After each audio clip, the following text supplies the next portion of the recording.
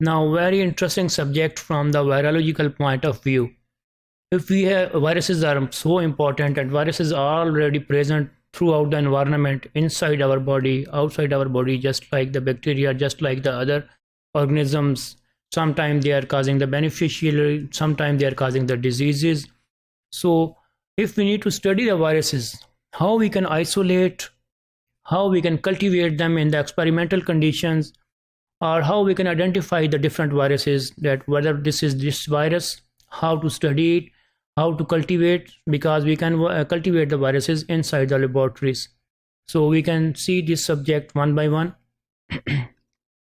First of all, the isolation. For the isolation of viruses, the most important thing which can be used is the centrifugation, because the virus's characteristics are different. That from the differential centrifugation, we can easily isolate the viruses from the other organisms, and we can just isolate them from the centrifugation may be the two different ways. It may be the high speed centrifugation or it may be the low speed, but we need to separate them from each other. If it is the high speed centrifugation, when the time will be needed will be very little. However, with the low speed centrifugation, we need the more time to isolate the viruses and separate the viruses from the cells.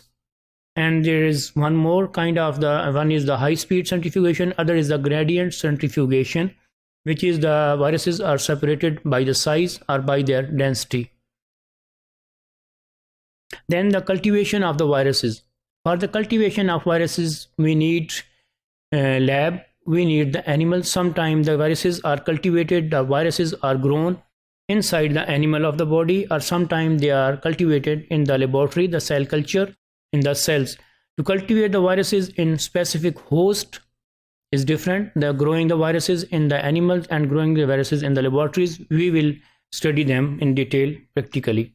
From the cultivation point of view, we can use different natural hosts for which the viruses are causing the diseases. For example, from the animal's point of view, if we need to cultivate the virus from the FMD, the foot and mouth disease virus, we will use the cattle, or we can use the natural host of those viruses.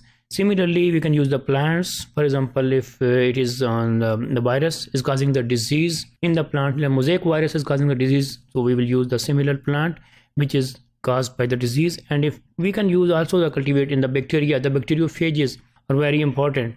We can use the bacteria, and similarly we can use the insects. Different kind of the animals are used, different kinds of the host are used for the cultivation of that specific virus. So method of the cultivations are the cell culture. We can use the cell cultures. It is the very important from the laboratories point of view, and most of the laboratories have the cell culture facility, and we can use this facility for cultivation of the viruses. We can use the organized tissue, the tissue which is specific for that specific disease. We can use it. We can use the live animals, just like we can most of the time we can using the guinea pigs. The mice or rats are being used as an experimental animals for the cultivation of the viruses or bacteria. And the most important from the vaccination point of view, these days we are using the embryonated eggs for the cultivation of the viruses.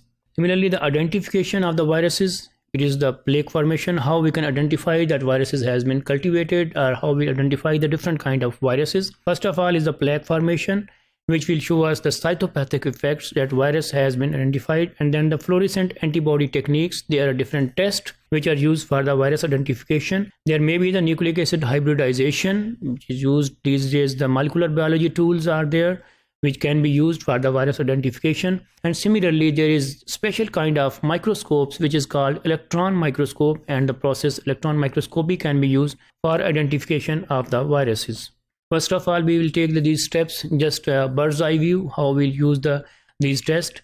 The plaque formation, it is a visible structure formed within the cell culture. When we are going to identify the viruses inside the cell culture, we will see the plaque formation. The bacteriophage viruses, when they replicate and spread, generating the regions of cell restriction, which are known as plaques. So these plaques are visible inside the cell culture, and we can easily identify that these are the plaque formation is already there. So there are the viruses, and these viruses, most of the time they are bacteriophage viruses.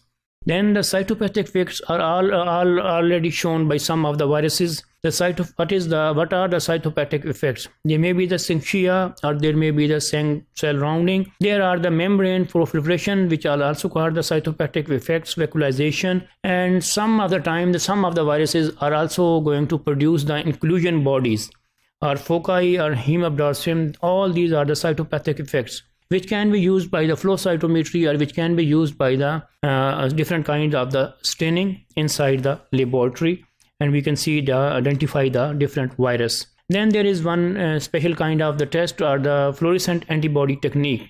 It is based on the observation that the viruses proteins are present in the tissues, just like the rabies virus present inside the nervous tissue. So the antigens are present. Some special kind of the antigens should be present in the type and in the form of the disease, or maybe there are some not disease, but that specific antigen or specific protein should be present inside the special tissues, which are their natural habitat. Just like we can take the example of Lissa viruses.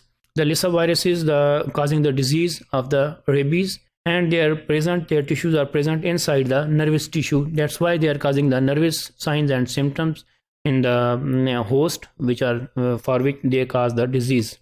Then there is the nucleic acid hybridization techniques. The techniques in which single-stranded nucleic acids are allowed to interact so that the complexes called the hybrids are formed by the molecules, and they will have the similarly complementary sequences.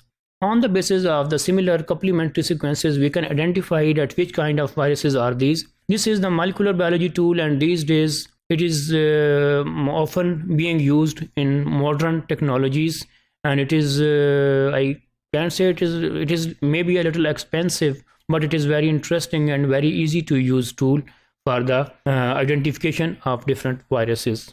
Then there is some special kind of the microscope, as you also the microscope which is used to identify the viruses is called electron microscope.